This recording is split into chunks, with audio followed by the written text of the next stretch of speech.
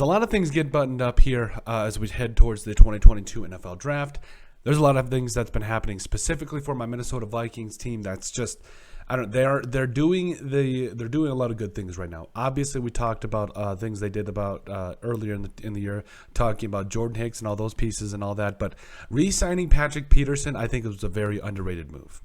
We talk about a player that his role isn't going to be, we all know it. It's not, the writing's on the wall. Even he knows it to a degree that he's not going to come in, and be a starting corner for the next 4 or 5 years. He's going to be a guy that probably, I think it's only a 1-year deal, and obviously we'll wait to see the details of that, but it's probably only going to be a year in which he comes in as a starter, and unless the Vikings find, a little bit of depth or quality in the draft. But the Vikings have options. And I feel like especially as they head forward into the draft, they could do a lot of different things with a lot of different pieces here. Having all of their first, second, and third round picks, so there's value in this draft, and I expect and think that Kwesi Adofo-Mensah and Kevin O'Connell will find it. What does that mean for the rest of the team, though? I feel like there's generally less of a pressure to draft positions of need. Now, don't get me wrong, there's still positions of need. I would still like to see the cornerback position upgraded. I would still like to see, obviously, the right guard position upgraded. But right now, or even center for that matter. But as it stands right now, the Vikings are in a position where if they went into the season, with the talent they had, I wouldn't be that scared about it. I would be, I wish they probably would have added a little bit more, but it's not the worst case. We've seen Vikings teams, I think they got better this offseason. We've seen Vikings teams that, I was just scared for, even after the draft for them to take the field. But, with the talent they got at wide receiver with Justin Jefferson and Adam Thielen, also KJ Osborne's going to make some more noise this year.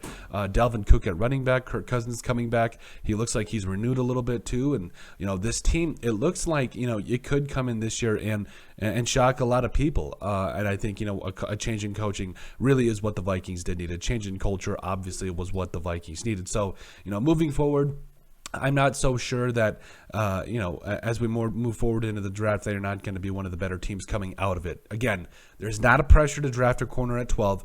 It is literally BPA all the way down here. And, obviously, if you've got guys you want to target, trade up and down, work the board, do whatever you want to do.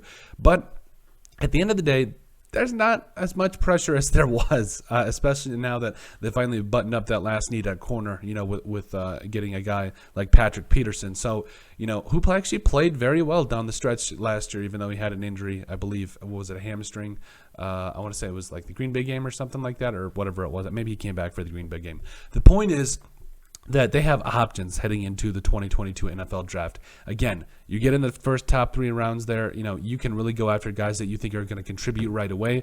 After that, it's all about building for the future, and I'm excited. I really feel like the Vikings are in a spot where, the pressure was on. They were going to have to go and probably get a corner at 12 or trade down and maybe get a guy like Booth Jr. out of Clemson or somebody that fell to him, or Trent McDuffie or in that kind of that scope of things. But they could trade down, add more picks. They could trade up, whatever they wanted to do. They could draft their quarterback of the future, if they want to do that, or if they don't think that Kellen Mond is the answer. So it's good to have options. It's really good to have ideas and have an idea of where you want your team to go heading into a spot where you're only going to get better. It's literally only going to get better from here, I hope.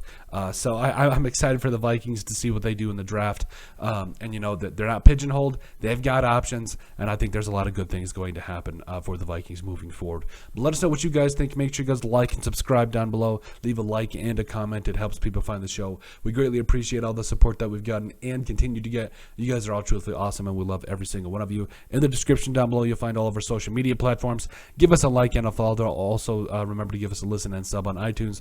And finally, if you have anything else you'd like us to cover, send us an email at thesportsbp@yahoo.com or put it in the comment section down below, and we would love to cover it. But let us know what you guys think about the Minnesota Vikings having options going into the 2022 NFL Draft.